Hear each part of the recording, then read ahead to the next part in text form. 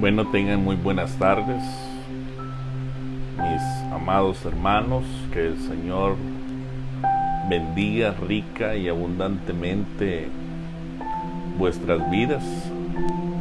Es para mí un enorme privilegio el poder estar nuevamente en el interior de cada una de sus casitas.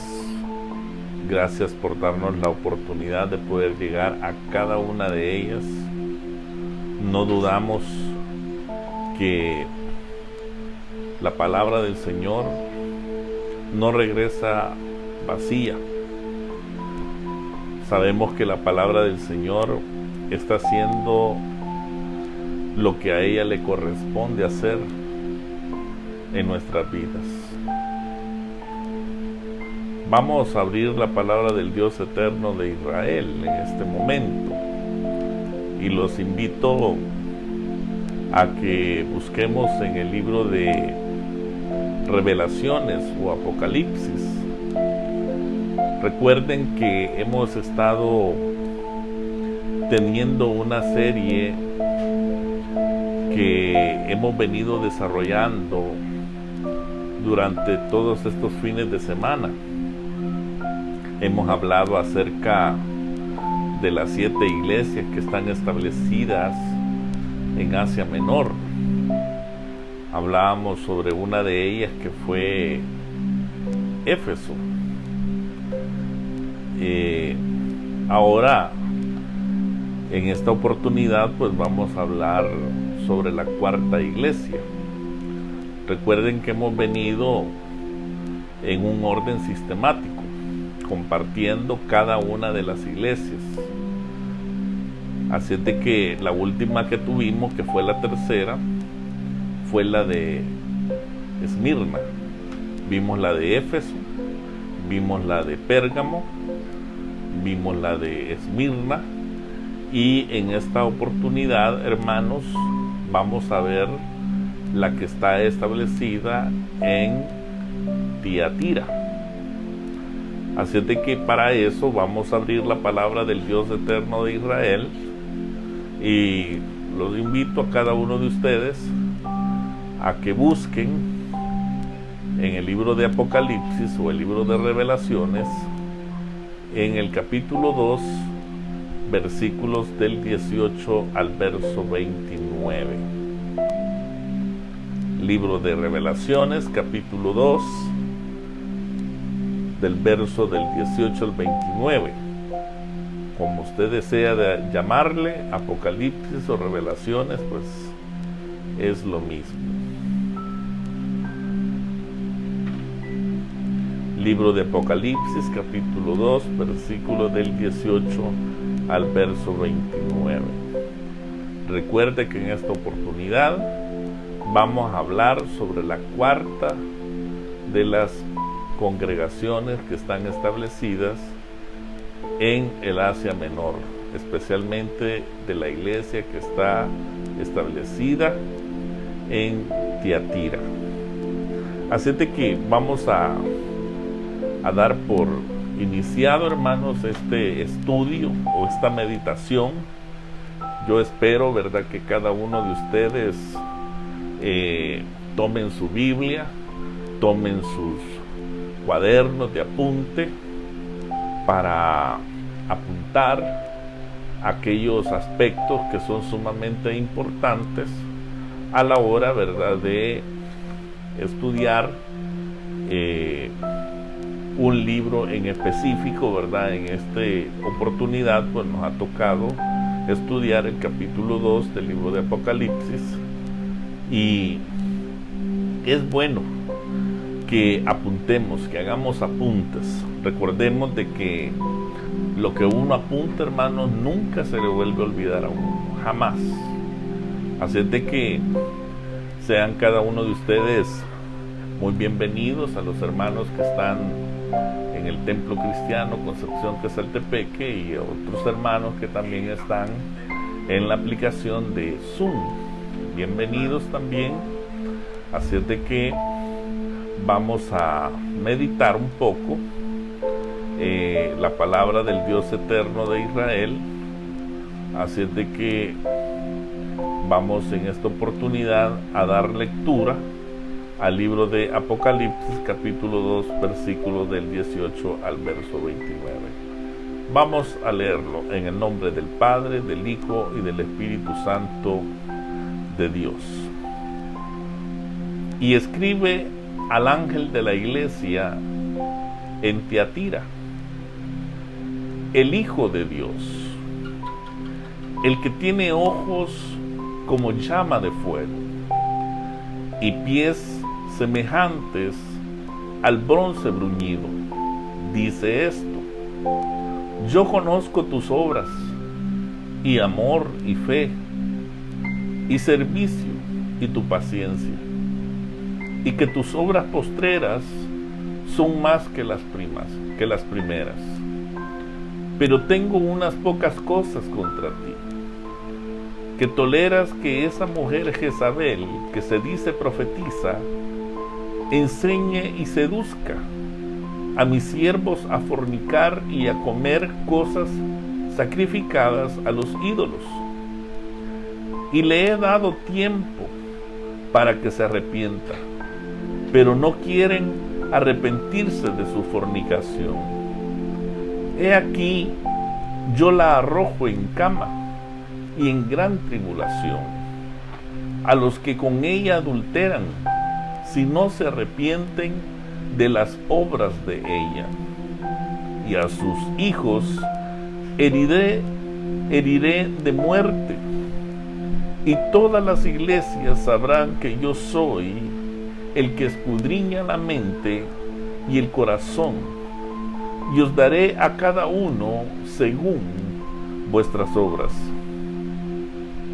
Pero a vosotros y a los demás que están en Tiatira, ¿a cuántos no tienen esa doctrina y no han conocido lo que ellos llaman las profundidades de Satanás? Yo os digo, no os impondré otra carga, pero lo que tenéis, retenedlo hasta que yo venga. Al que venciere y guardare mis obras hasta el fin, yo le daré autoridad sobre las naciones, y las regirá con vara de hierro, y serán quebradas como vaso de alfarero, como yo también la he recibido de mi Padre. Y le daré la estrella de la mañana. El que tiene oído, oiga lo que el Espíritu dice a las iglesias.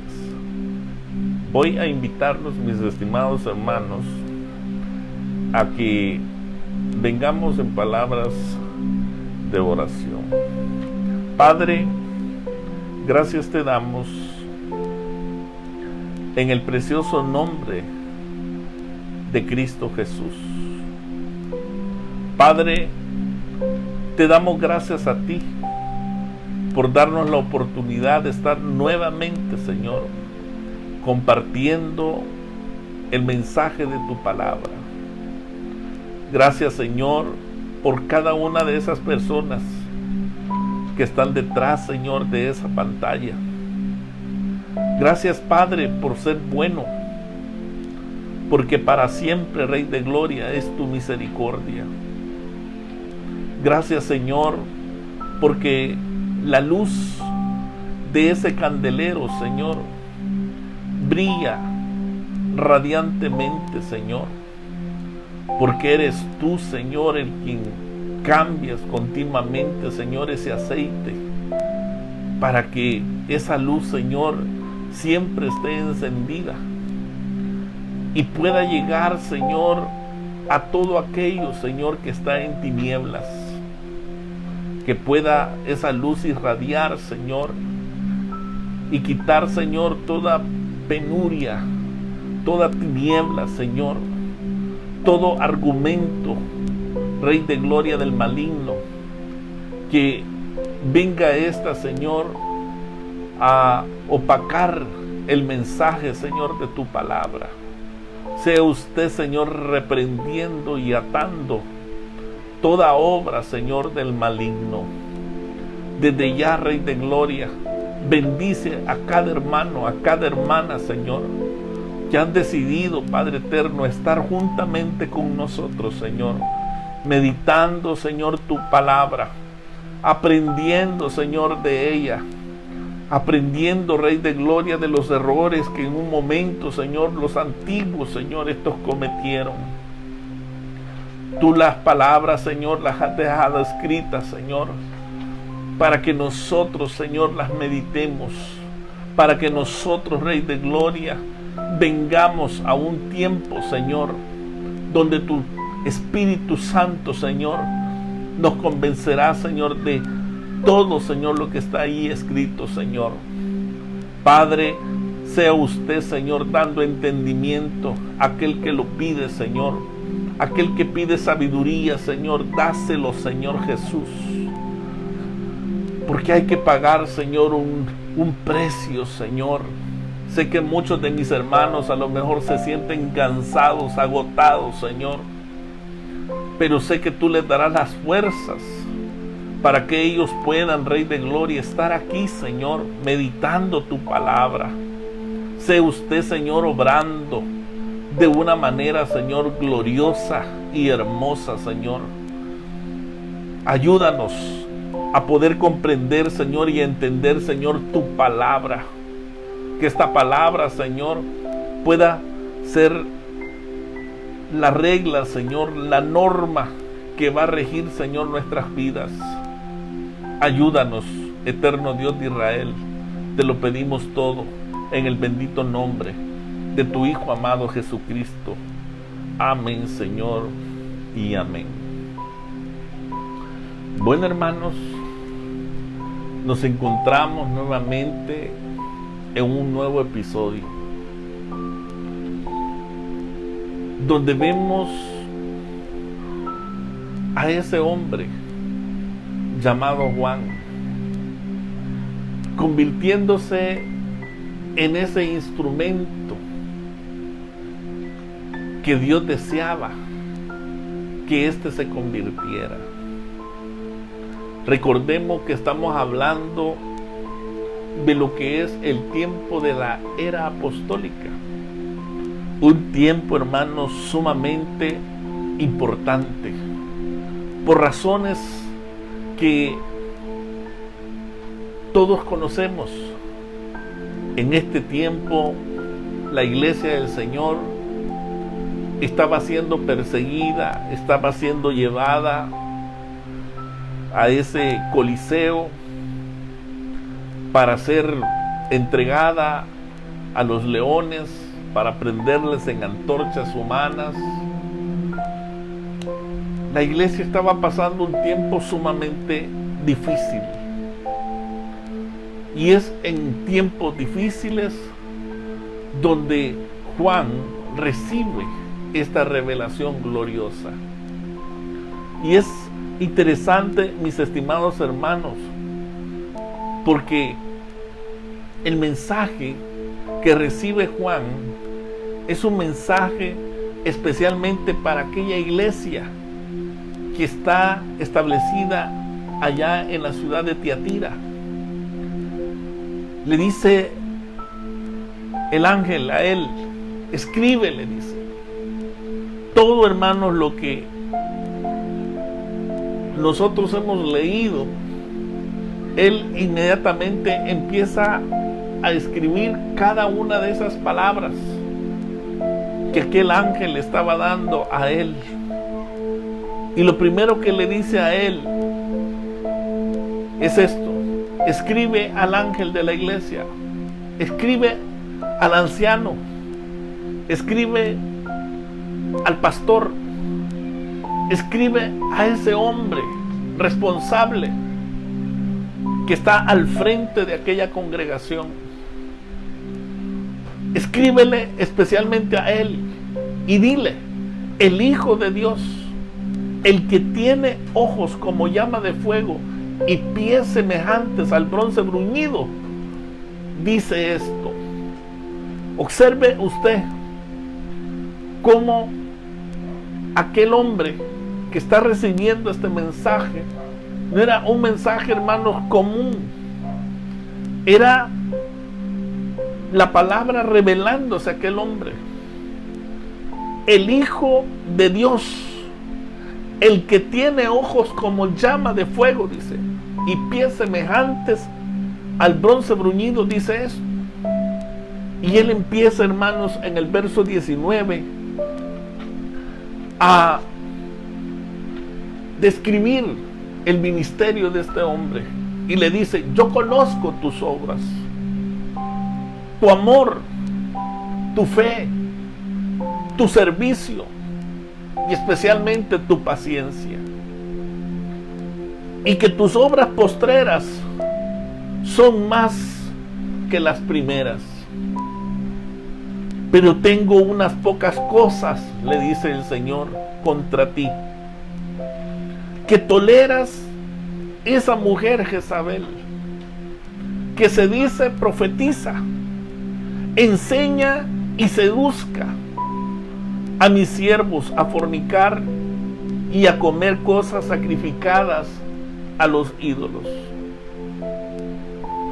Y le he dado tiempo para que se arrepienta, pero no quieren arrepentirse de su fornicación.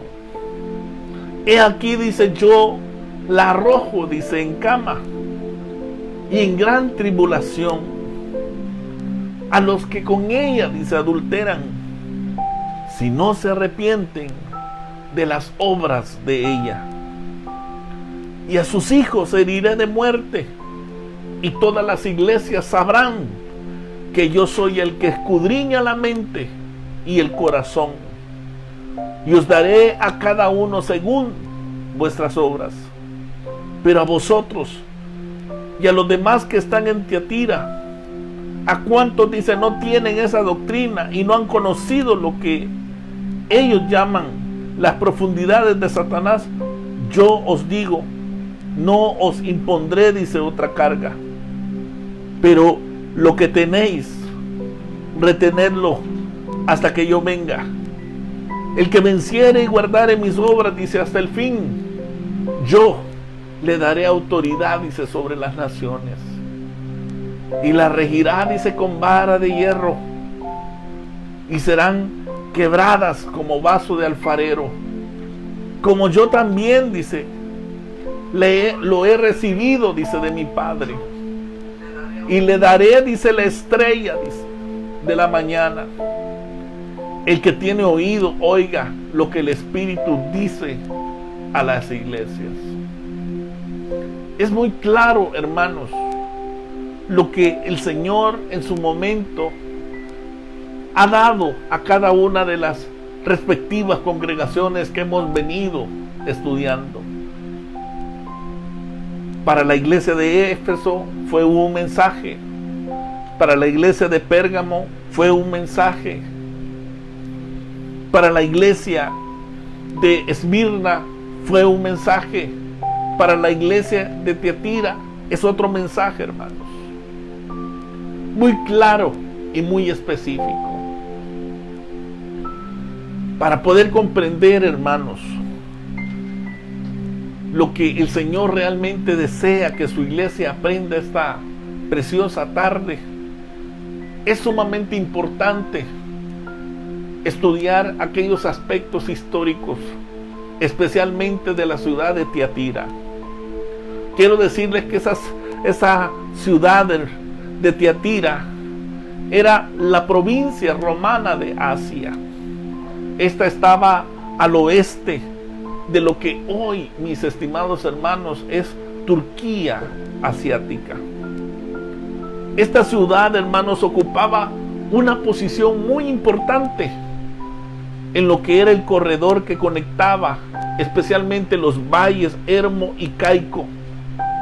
Quiero decirles que esta ciudad era una guarnición fronteriza, primeramente en lo que era la frontera occidental del territorio seleuco primero de Siria. También fue un importante centro manufacturero entre los oficios que se sabe que se existían allí figuraba lo que era la confección de ropa. Allí estaba la industria del teñido, la industria de la cerámica y especialmente aquellos trabajos en latón. En el mismo sitio, mis estimados hermanos, de aquella ciudad, existía todavía lo que es una población muy grande. Quiero decirles que en la ciudad de Tiatira se escuchaba hablar de aquella mujer llamada Lidia de Tiatira. Quiero decirles, hermanos, que Lidia de Tiatira, usted sabrá un poco de ella en lo que dice el libro de Hechos, capítulo 16, versículo 14. Lo que se sabe de esta mujer es que era una vendedora de púrpura, a quien el apóstol Pablo, la conoció en Filipos. Probablemente, hermanos, era agente de algún fabricante de Tiatira en las regiones de ultramar. Probablemente estaba organizando la venta de artículos de lana teñidos, que se conocía simplemente por el nombre de la correspondiente tintura de teñir. Esta púrpura, hermanos, se obtenía especialmente de una raíz. Le llamaban la raíz de la rubia.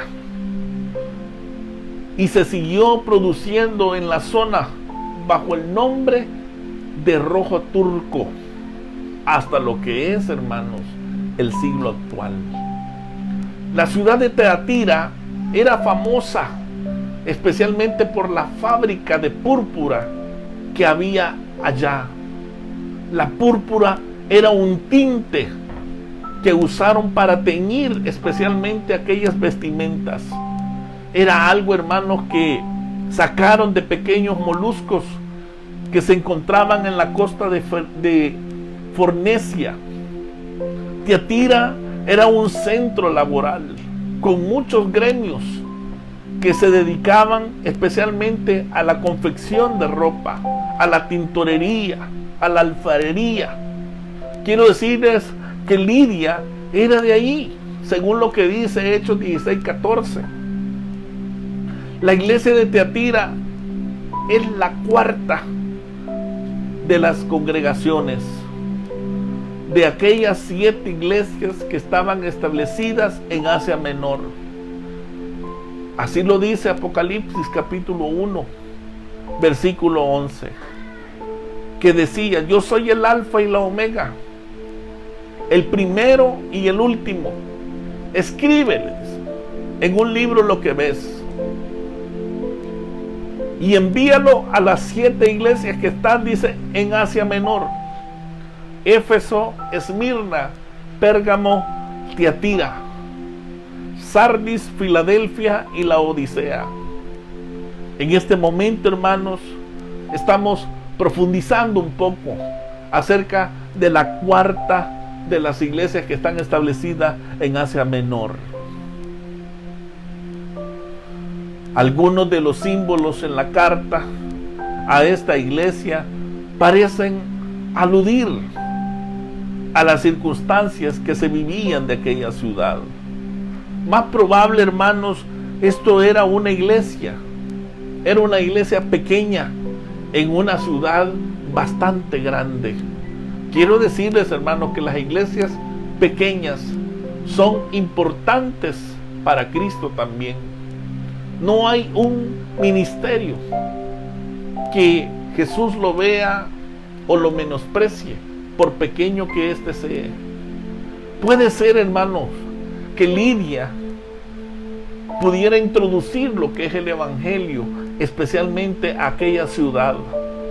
No sería la única iglesia formada por la influencia, hermanos, de una mujer. Ahora, vamos a abundar un poquito acerca de esta revelación. Y quiero decirles que en el verso 18, el apóstol Juan está recibiendo especialmente del ángel aquel entendimiento de lo que es la manifestación del Cristo resucitado. Le dice en el verso 18: y escribe al ángel de la iglesia en Tiatira, el Hijo de Dios, el que tiene ojos como llama de fuego y pies semejantes al bronce bruñido, dice eso. A nadie, hermanos, de lo que uno puede meditar en el Antiguo Testamento 1 y lo que es el Nuevo Testamento, a nadie en el Antiguo Testamento Dios le llamó hijo. A nadie. Esa revelación, hermanos, la vemos solamente en el Nuevo Testamento. Quiero decirles de que cuando nosotros tenemos un encuentro personal con el Hijo de Dios, estamos hablando, hermanos, de una relación sumamente especial para con Dios el Padre. Quiero decirles que todas aquellas personas que son salvas son especialmente hijos de Dios. Fíjense que en el Evangelio de Juan, especialmente en el verso 11 y en el verso 12, busqué una versión que dice en el Código Real que Él vino a los de su propio oficio, dice. Pero ellos, dicen, no lo aceptaron. Y cuando habla, hermanos, este versículo de que a los de su propio oficio vino, se está refiriendo, hermanos, a los que pertenecían a lo que era el sacerdocio, a lo que eran, hermanos, las religiones que en aquel momento estas estaban establecidas. Me estoy refiriendo, ¿verdad?, a los saduceos, me estoy refiriendo a los fariseos, me estoy refiriendo a los esenios, me estoy refiriendo a los celotes. Este tipo de personas conformaban lo que era una organización religiosa en aquel entonces. Por eso dice la palabra del Dios eterno de Israel: a los de su propio oficio vino. Y usted no me dejará mentir, mi estimado hermano, convencer a una persona que tiene un poco de conocimiento de los escritos sagrados es sumamente difícil, muy difícil, por los argumentos que una o la otra contraparte estas levantan. Y eso le tocó que vivir al Mesías. Por eso dice la palabra: a los de su propio oficio vino. Pero ¿qué pasó con los de su propio oficio? Lo rechazaron. Fueron pocos aquellos que lo aceptaron, que lo abrazaron. Uno de ellos fue Nicodemo, que tuvo que buscarlo ya noche, dice la Escritura. Pero fue con sumamente cuidado, porque él tenía temor de la presión de los miembros que conformaban el Sanedrín. Él tuvo que buscarlo de noche. Tenemos a José de Arimatea también, otro que también abrazó la fe del Mesías. Pero como dice la versión del Código Real, a los de su propio oficio vino, pero ellos, dice, no le aceptaron. Cuando ellos no le aceptaron, él tuvo que venir a todas las masas. Ahí habían pescadores, ahí habían mercaderes, ahí habían recaudadores de impuestos, ahí estaban todos los del vulgo. Por eso dice el Código Real: mas a todos los que le aceptaron, a los que creen, dice, en su autoridad, les dio derecho, dice, de ser llamados jueces y sacerdotes, dice, de Elohim. Mas a todos los que le aceptaron, a los que creen en su autoridad, les dio derecho de ser llamados jueces y sacerdotes, dice, de Elohim. hijo, formar parte de esa cercanía con el Mesías no era una tarea sencilla, hermanos. Pero allí, si ustedes se dan cuenta, muchas de esas personas se involucraron con el Mesías. Muchos de ellos abrazaron aquellos conceptos, aquellas enseñanzas que no eran vacías, sino que estaban llenas de vida, y que muchas de aquellas personas podían percibir de que eran palabras de vida, que llegaban a la profundidad del alma. Por eso dice en Juan capítulo 3, versículo 16 al 19, porque de tal manera, dice, amó Dios al mundo, que ha dado, dice, a su Hijo unigénito, para que todo aquel, dice, que en Él cree, dice, no se pierda, mas tenga vida eterna. Ese fue el regalo, hermanos, que el Padre envía al medio de salvación. Pero los de su propio oficio no lo quisieron aceptar. Lo aceptaron otro tipo de personas. Por eso dice el versículo 17, porque no envió Dios, dice, a su Hijo al mundo, dice, para condenar, dice, al mundo, sino para que el mundo, dice, sea salvo, dice, por Él. El que en Él cree, dice, no es condenado, pero el que no cree, dice, ya ha sido condenado, porque no ha creído, dice, en el nombre, dice, del unigénito Hijo de Dios. Y el verso 19 dice, y esta es la condenación, dice, que la luz vino al mundo, y los hombres, dice, amaron más las tinieblas que la luz, porque sus obras, dice, eran malas. Muchas de estas personas abrazaron al único Hijo. Quiero decirles, hermanos, que desde el momento en que usted y yo hemos aceptado a Jesús como nuestro Señor y Salvador personal de nuestra vida, en ese momento usted y yo nos convertimos en hijos por adopción. Romanos capítulo 8, versículo 15 dice, pues no habéis recibido, dice, el espíritu, dice, de esclavitud, para estar, dice, otra vez, dice, en temor, sino que habéis recibido, dice, el espíritu de adopción, por el cual, dice, clamamos, dice, Abba, Padre.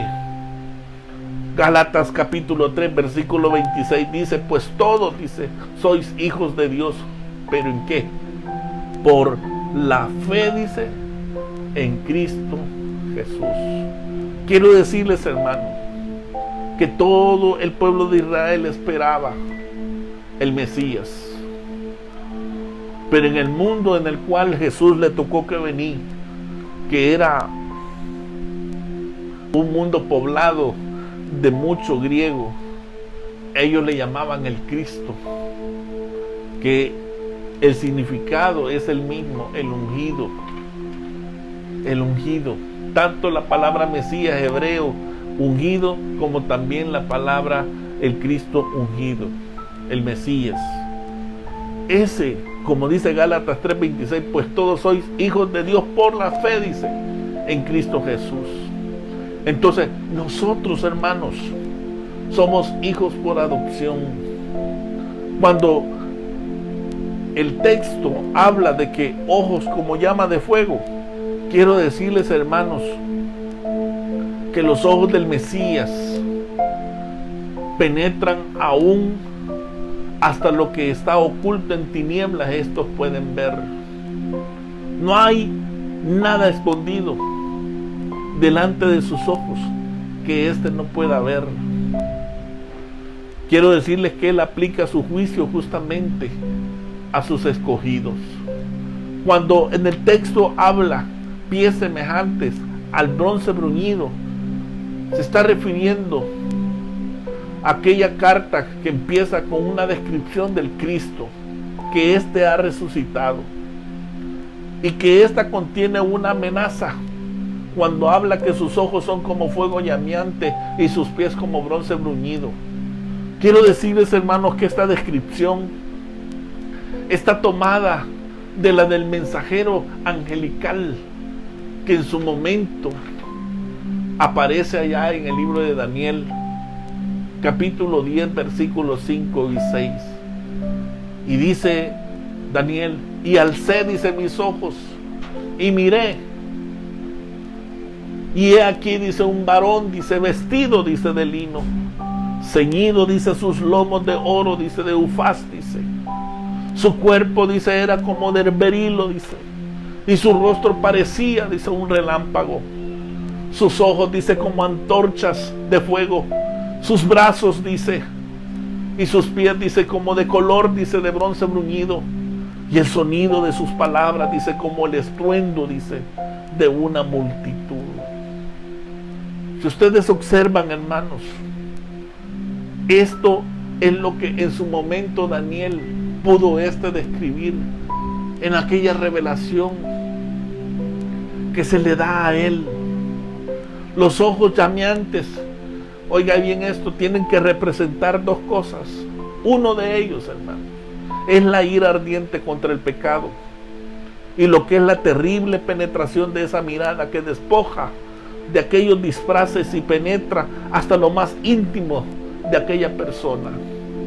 Cada uno de nosotros, hermanos, está frente a esos ojos que son como fuego, que están llameantes, y estamos frente a aquellos pies como bronce bruñido. Quiero decirle que toda obra, hermanos, está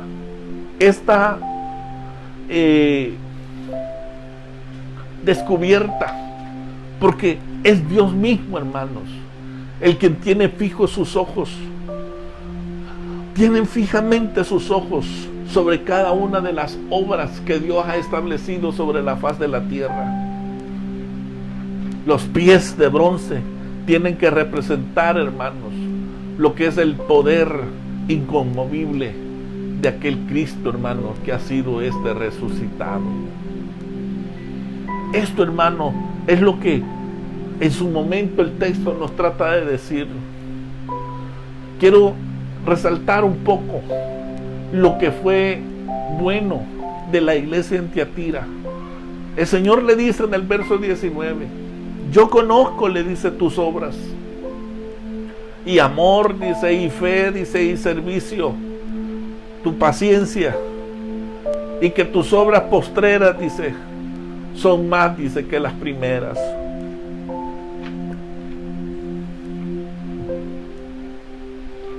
Hablemos un poco sobre esas obras. Sabemos, hermanos, que la obra del Señor no es simplemente, hermanos, un edificio. Todos sabemos de que todas las obras que se han establecido, hermanos, han costado grandes cantidades de dinero, que se ha sufrido muchísimo, que se ha trabajado muchísimo para poder levantar esos edificios. Pero esos simplemente son edificios, hermanos. Cuando habla el Señor de obras, está hablando, hermanos, de la labor que cada miembro de una iglesia ejerce, hermanos, en la obra del Señor. Y cómo hermanos, trabaja para que aquel edificio, hermanos, esté establecido. Que cada lámina, que cada duralita que cuesta, la gente se esfuerza, que cada silla que se quiebra, que cada silla que se compra, que cada botellón de agua que se requiere, que cada papel higiénico que se necesita para un servicio, todo eso, hermanos, se requiere de mucha inversión. Y cada uno de nosotros contribuimos con nuestras ofrendas, con nuestros diezmos, hermanos. Y es esa obra, es de sostenerla. Porque para mientras, hermanos, aquella obra se convierte en una obra local. Esa obra local, hermanos, está preparando a muchas personas para ir al cielo. Allí, hermanos, a través de las doctrinas, a través de las enseñanzas, hermanos, a través de las predicaciones, a través de los diferentes ministerios que están establecidos, hermanos, se ganan muchas almas. Quiero decirles que una iglesia sin obras, hermanos, no tiene razón por la cual existir. Tuvo que haber alguien, hermanos, Tuvo que pensar alguien, en este terreno no hay ninguna iglesia, sería bueno de establecer una en este lugar. Y sería bueno, ¿verdad?, empezar a trabajar y ganar almas, y que esa obra, ¿verdad?, que nació en la mente de aquel predicador, ¿verdad?, ahora se haya hecho una obra, ¿verdad?, que sea visualizada por todas las personas. Quiero decirles, hermanos, que en cada iglesia hay mucho que hacer, pero lamentablemente, hermanos, hay pocos obreros. Son pocas las personas que quieren involucrarse. Son pocas las personas que quieren trabajar.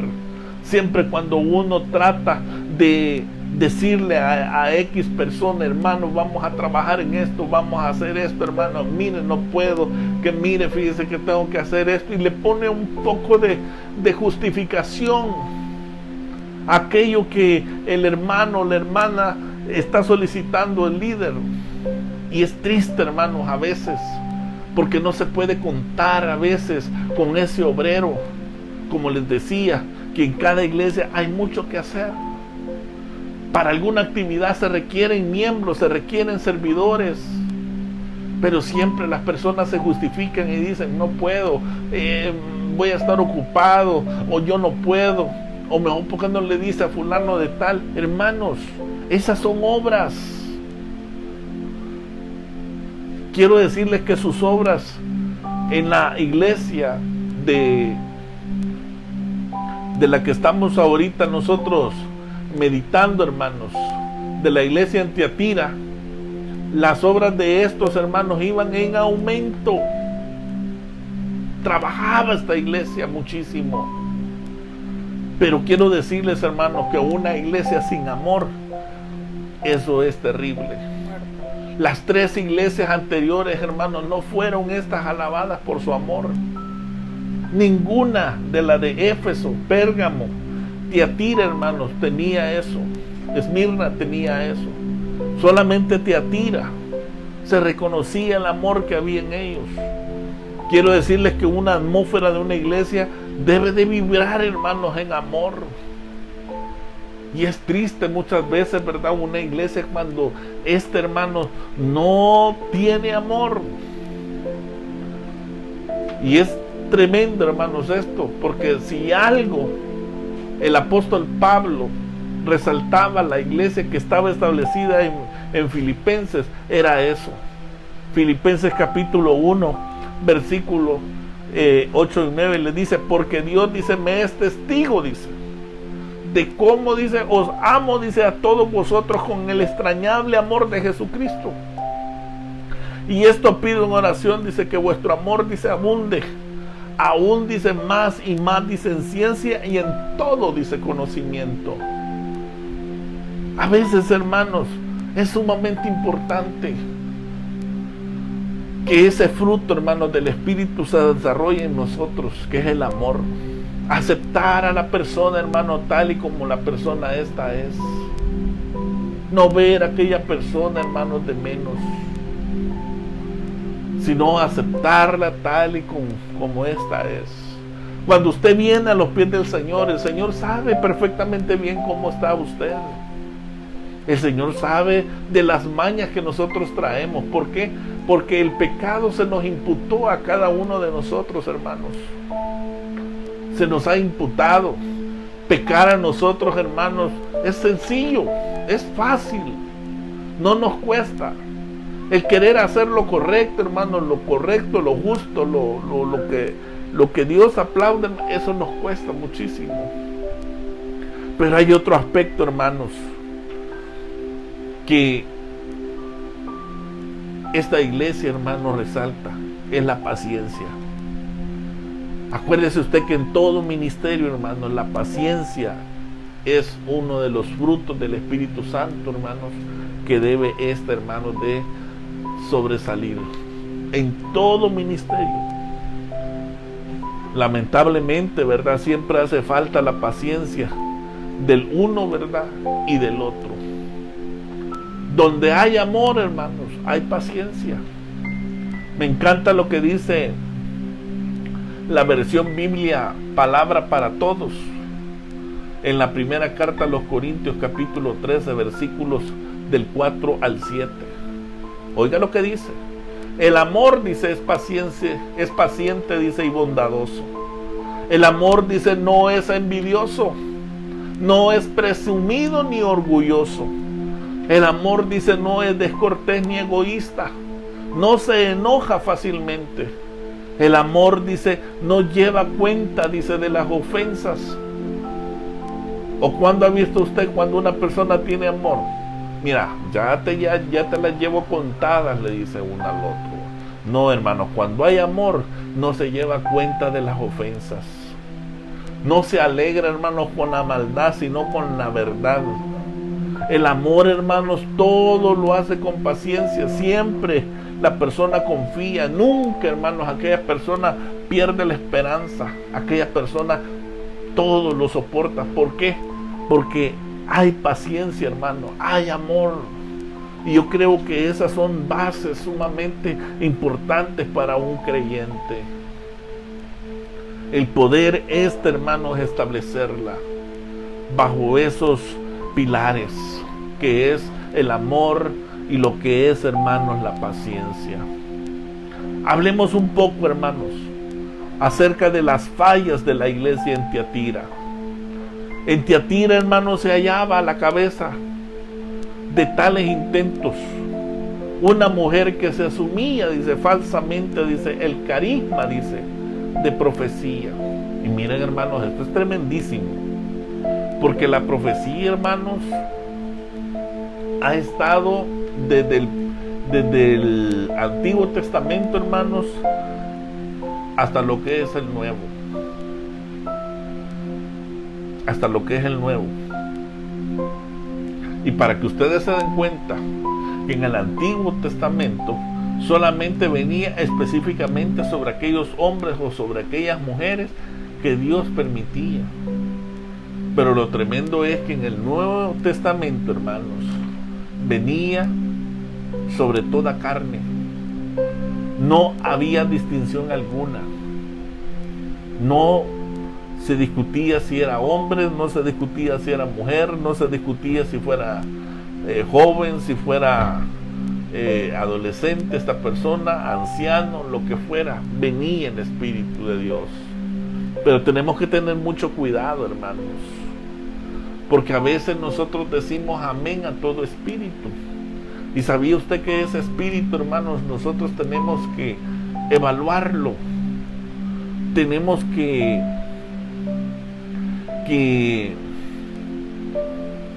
hacerle, hermanos,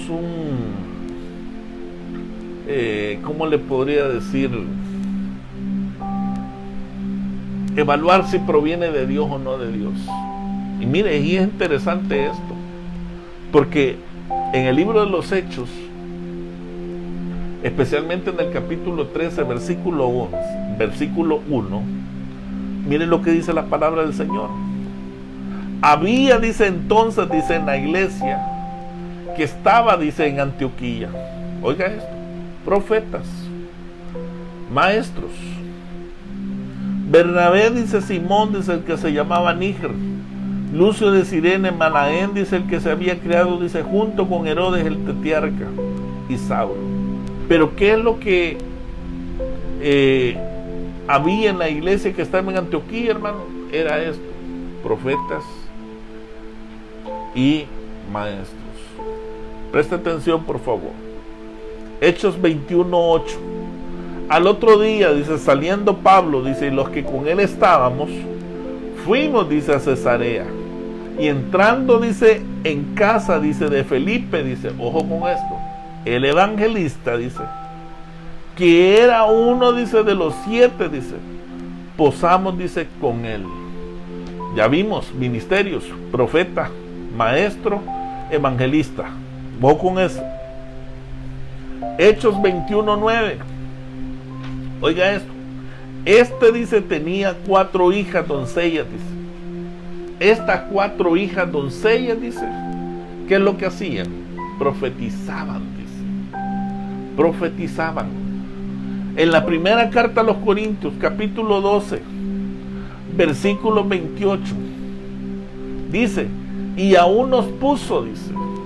Dios dice en la iglesia, primeramente dice apóstoles, luego dice puso profetas, tercero dice puso maestros, luego dice a los que hacen milagros, después dice los que sanan, después dice los que ayudan, después dice los que administran, después dice a los que tienen, dice, don de lenguas. Mire qué diversidad, hermanos, existía. Diversidad tremendísima. Ahora Efesios 2:20 dice, edificados, dice, sobre el fundamento, dice, de los apóstoles y profetas, siendo la principal piedra, dice, del ángulo, ¿quién? Jesucristo mismo. Ahora, fíjese usted en esto, hermano, que aquí, hermanos, está la riqueza del profundizar la palabra del Señor.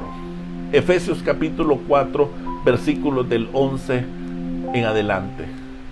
Y él mismo, dice, constituyó, dice, a unos apóstoles, a otros profetas, a otros, dice, evangelistas, a otros, dice, pastores, a otros, dice, maestros, a fin, dice, oiga bien esto, de perfeccionar, dice, a los santos, dice, para la obra del ministerio, para la edificación, dice, del cuerpo de Cristo, hasta, dice, que todos lleguemos a la unidad de la fe y del conocimiento, dice, del Hijo de Dios, a un varón, dice, perfecto a la medida de la estatura de la plenitud, dice, de Cristo, para que ya no seamos, dice, niños fluctuantes, llevados, dice, por donde quiera, dice, de todo viento, dice, de doctrina, por estratagema, dice, de hombres que para engañar emplean con astucia las artimañas, dice, del error. Verso 15, sino que siguiendo, dice, la verdad en amor, dice, crezcamos en todo, en aquel, dice, que es la cabeza, esto es, dice, Cristo, de quien todo el cuerpo, dice, bien, dice, concertado y unido entre sí, dice, por todas las coyunturas, dice, que se ayudan mutuamente según, dice, la actividad propia de cada miembro, reciba, dice, su crecimiento, dice, para ir edificándose, dice, en amor. Ahora observe usted este panorama, hermanos. Habían diversidad, hermanos, de ministerios. Habían diversidad, hermanos, de dones. Y especialmente, hermanos, habían muchas personas que hablaban en lenguas y habían personas, hermanos, que profetizaban. ¿Se podrá usted imaginar una iglesia, hermanos, así, donde sobreabundaba, hermanos, todo este tipo de ministerios? Pero ya nos dimos cuenta, hermanos, que eso, hermanos, no era el todo por el todo, sino que lo único, hermanos, era que aquellas personas que estaban al frente, hermanos, que fueran estos apóstoles, que fueran estos profetas, que fueran estos evangelistas, que fueran estos pastores o fueran estos maestros, hermanos. El objetivo era, hermanos, de saber educar, hermanos, al cuerpo de Cristo, para poder consolidarlo, para poder llegar, hermanos, a la plenitud del Hijo de Dios. Pero ¿qué es lo que estaba pasando, hermanos, en esta iglesia en particular en Tiatira? Allí, hermanos, se designa lo que es el nombre de Jezabel. Jezabel. Y quiero decirles, hermanos, que este nombre que es designado es un nombre, hermanos, que prácticamente es un nombre simbólico. ¿Por qué razón, hermano? Porque recordamos que la pecaminosidad de Jezabel era tremendísima. Acuérdense ustedes de que esta mujer citada aquí, Jezabel, era una influencia, hermanos, en la iglesia que estaba establecida en Tiatira. Esta era semejante, hermanos, a lo de una princesa, hermanos, fenicia del mismo nombre, a la que había tomado, hermanos, por esposa lo que era el rey Acab, hermanos, y que ésta aprovechaba, hermanos, su posición para introducir en Israel lo que era la idolatría de su patria, aquellos cultos, hermanos, que eran viciosos, que eran seduciendo incluso, hermanos, hasta el mismo rey, hermanos, en ese sentido.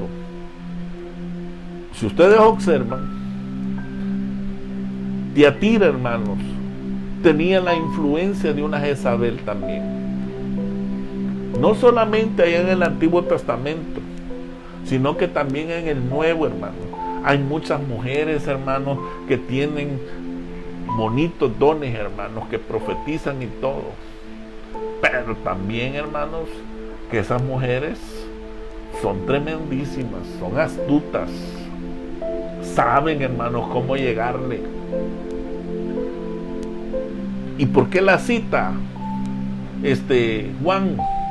Porque si ustedes recordarán, en el primer libro de Reyes, especialmente en el capítulo 16, en el verso 31 al 34, oiga lo que dice: porque le fue ligera cosa andar, dice, en los pecados, dice, de Jeroboam, hijo de Nabat, y tomó, dice, por mujer, dice, a Jezabel, dice, hija de Baal, rey, dice, de los sidonios, y fue, dice, y sirvió, dice, a Baal, dice, y lo adoró.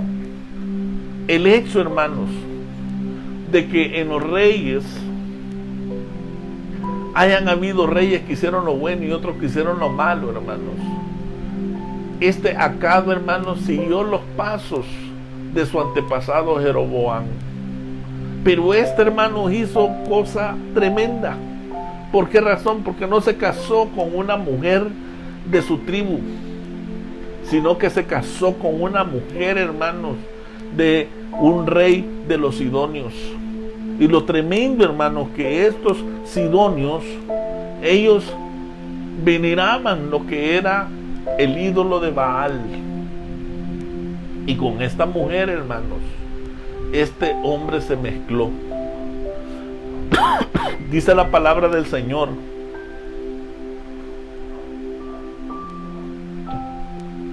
e hizo, dice, altar, dice, a Baal, en el templo, dice, de Baal,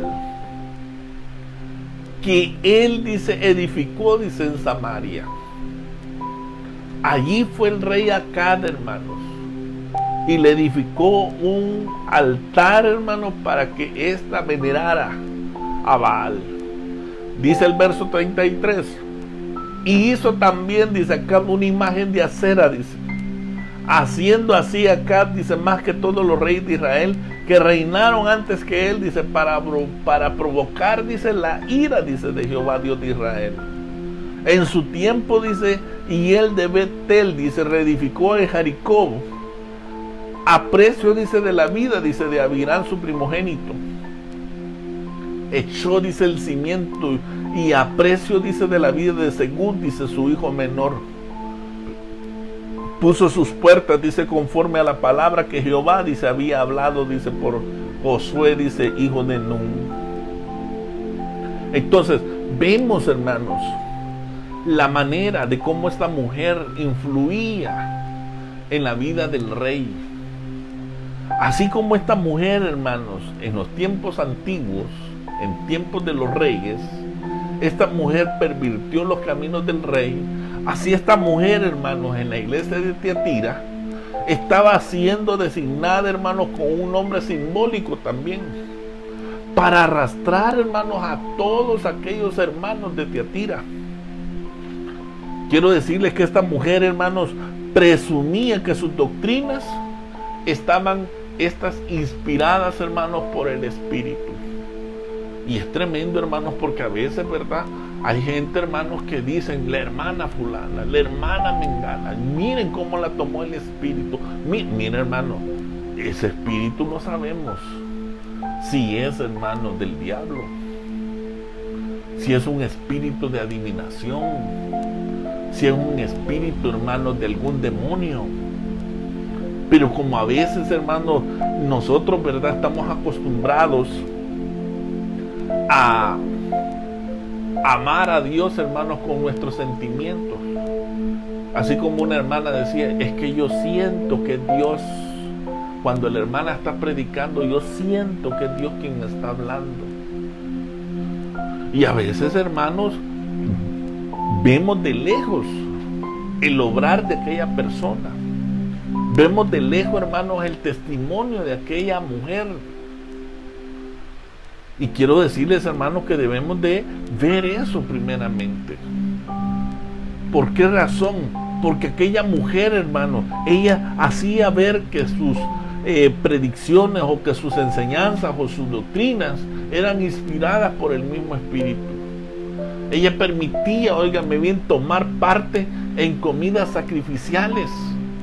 Con esto y cierto relajamiento moral, aquella falsa profetisa permitía que algunos en Tiatira tuvieran, ¿verdad?, una unión libre.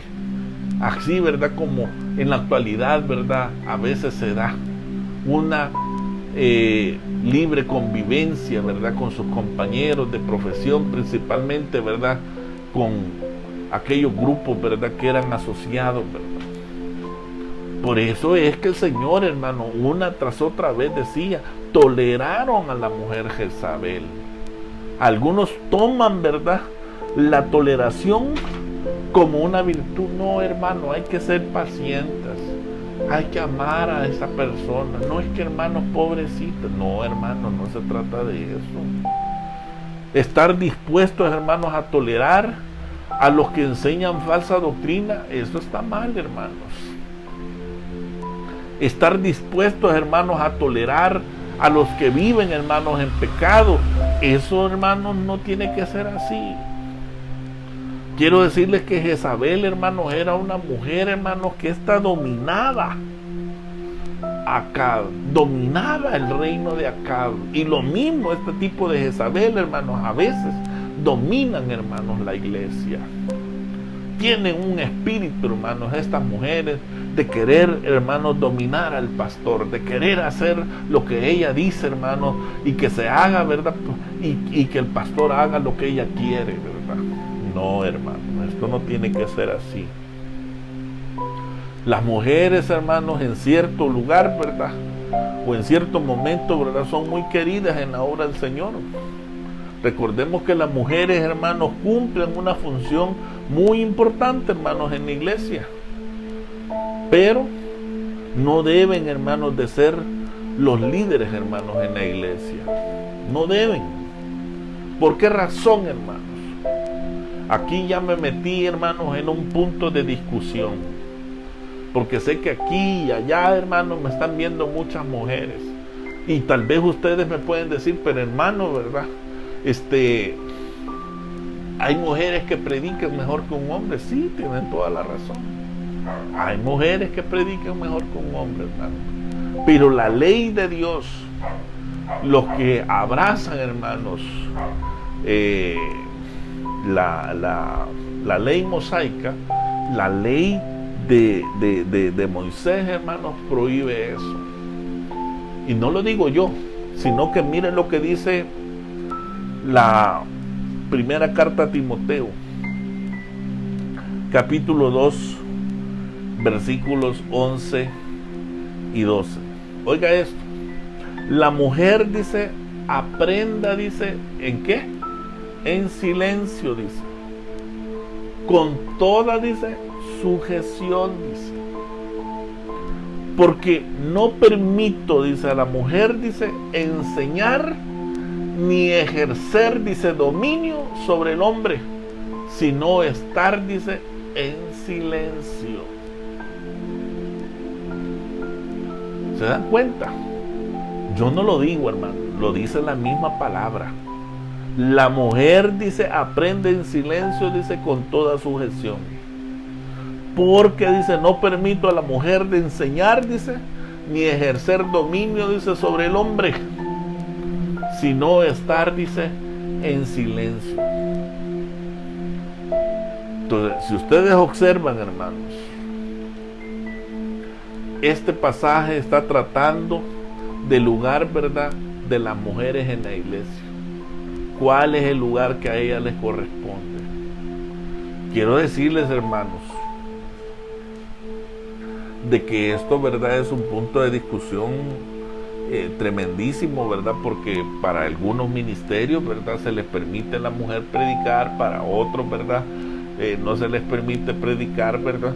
Pero yo quiero que ustedes se den cuenta en esto, que cuando el apóstol Pablo escribió esta palabra de Primera de Timoteo, capítulo 2, versículos 11 y 12, donde dice: la mujer aprende en silencio con toda sujeción, porque no permito a la mujer enseñar ni ejercer dominio sobre el hombre, sino estar, dice, en silencio. Quiero decirles, hermanos, para poder interpretar correctamente un párrafo, un versículo, hermanos, o un libro específicamente de la palabra, primeramente tenemos que darnos cuenta de algo. Acuérdense ustedes que esta carta se escribió desde un trasfondo judío, desde un punto de vista, hermanos, judío. Y quiero decirles, hermanos, que si usted abraza, ¿verdad?, lo que es la ley mosaica, ¿verdad?, si usted abraza, ¿verdad?, lo que es ay, se me ha ido esto, Dios mío.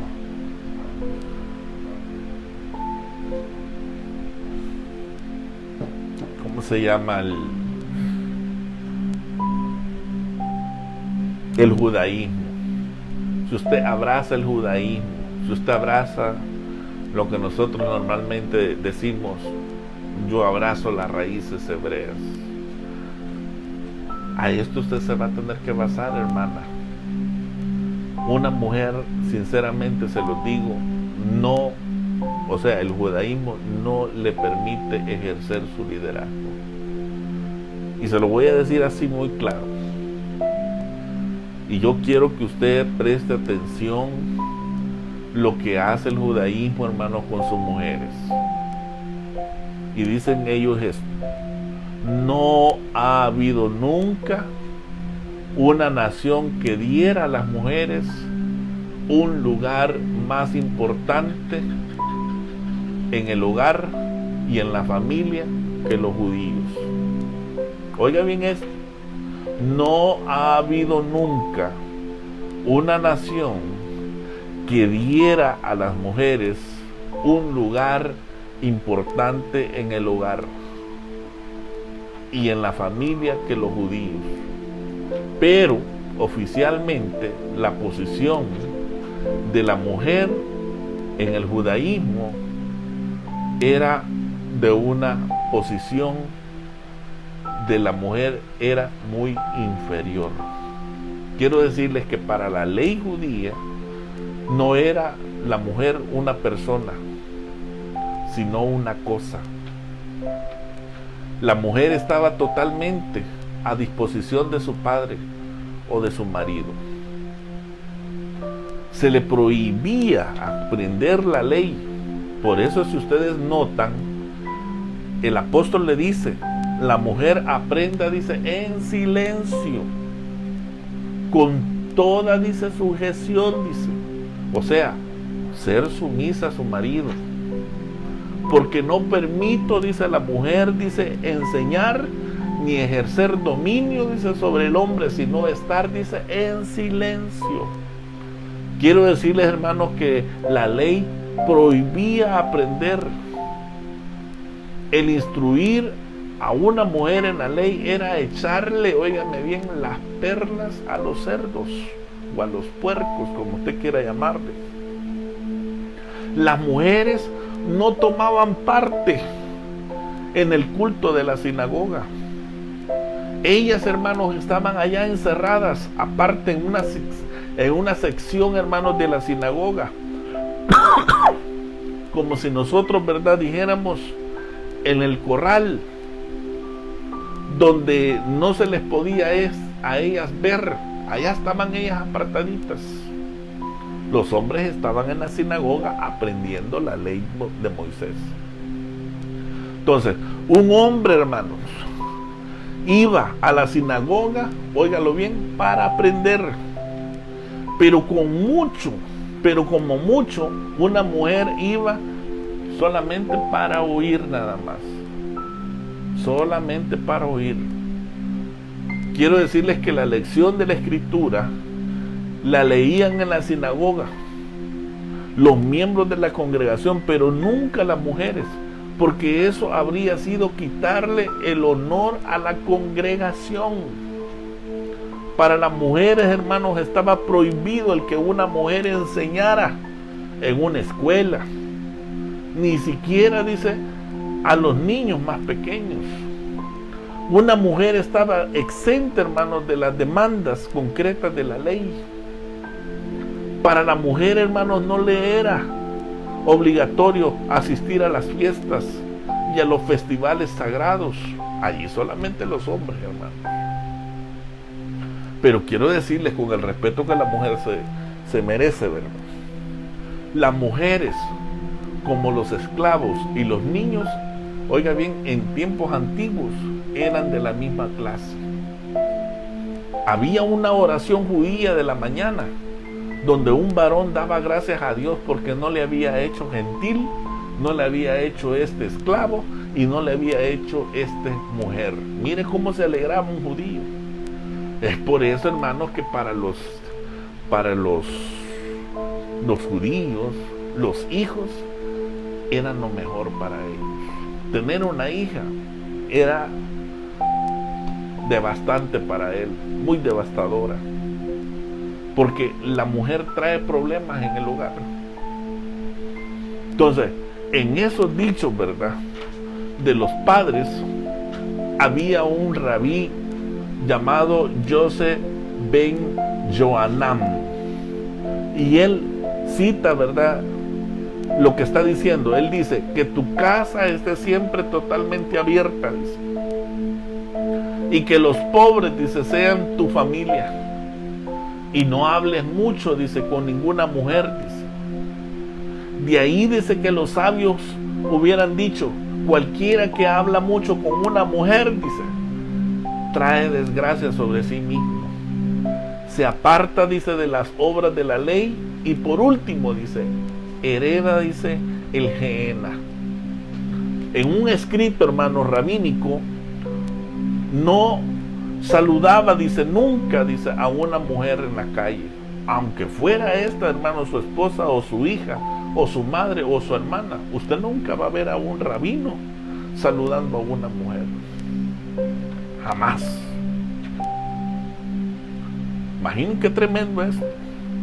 Si se decía de la mujer, su sumisión es enviar a los niños a la sinagoga, era atender a las cuestiones domésticas, dejar libre, ¿verdad?, a su marido para que estudie en las escuelas y mantener la casa para él hasta que él vuelva.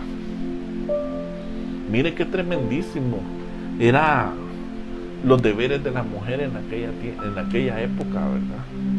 No tenía voz ni mando, hermano. Pero ahora vemos, ¿verdad?, cómo esto ha revolucionado. Porque ahora vemos mujeres, ¿verdad?, profetizando, mujeres predicando, hermano. Y predicando, ¿verdad?, mejor a veces que un hombre. Pero ¿qué es lo que provoca eso? Era lo que el Señor le estaba diciendo a Juan. Que, como les dije anteriormente, ¿verdad?, Jezabel solamente simbolizaba. Jezabel, ¿verdad?, simbolizaba, ¿verdad?, a esa Jezabel que estaba allí en Tiatira. Ella decía, ¿verdad?, que ella profetizaba. Quiero decirles, hermanos, que una persona que profetiza es aquella persona que recibe un mensaje de Dios. Es una persona, ¿verdad?, que está dando una verdad. Lo puede hacer él, lo puede hacer ella, ¿verdad? Tendría el derecho, ¿verdad?, primeramente, ¿verdad?, a reprender a lo que es la gente. Pero esta no escuchaba, ¿verdad?, porque sería esta, hermano, rechazada, ¿verdad?, primeramente por Dios. Ahora, ¿se necesitan hoy en día, hermanos, profetas en la iglesia? Claro que sí, ¿verdad? Se necesitan, hermanos. para poder guiar, ¿verdad?, la iglesia. Lamentablemente, ¿verdad?, esta mujer, ella enseñaba, ¿verdad?, que estaba bien, ¿verdad?, que los creyentes siguieran adorando, ¿verdad?, los ídolos. Imagínese usted. Ella profetizaba, ¿verdad?, que ella fuera y comiera, ¿verdad?, de los ídolos, de la idolatría. Por su influencia, ¿verdad?, muchos creyentes, ¿verdad?, vivían en pecado. Puede ser, hermanos, que en parte, ¿verdad?, por lo menos la fornicación, ¿verdad?, ellos la estaban viendo desde una manera literal. Acordémonos, hermanos, que en tiempos, ¿verdad?, antiguos, muchas veces la prostitución era parte, ¿verdad?, de la adoración en los templos de dioses paganos. Cuando las normas o reglas o las pautas o las medidas, ¿verdad?, los modelos o los ejemplos bajan muchas veces, ¿verdad?, llega a esto una persona. Cuando usted le quiere quitar a su vida la palabra de Dios y usted dice, no, ¿para qué vamos a poner normas, verdad? ¿Para qué vamos a poner reglas? ¿Para qué vamos a poner pautas? ¿Para qué vamos a poner medidas, verdad? O modelos o ejemplos, ¿verdad? Se va a dar, hermanos, este libertinaje. Quiero decirles, hermanos, de que vamos a quedar en segunda parte. Quiero decirles que este tema es muy intenso y lo espero para el día de mañana. Esperamos, ¿verdad?, que como eso de las 9 o 10 de la mañana podamos estar compartiendo, ¿verdad?, lo que es la segunda parte. Me gustaría, hermanos, de que nos enviaran sus comentarios, que nos dijeran, ¿verdad?, qué les ha gustado, ¿verdad?, de esta enseñanza, y nos encantaría, ¿verdad?, que usted enviara su comentario, lo posteara, ¿verdad?, qué interesante usted ha encontrado, ¿verdad?, sobre esta enseñanza en particular. Así es de que, hermanos, quedamos en segunda parte y nos vemos el día de mañana. Que el Señor les bendiga rica y abundantemente. Que Dios les bendiga.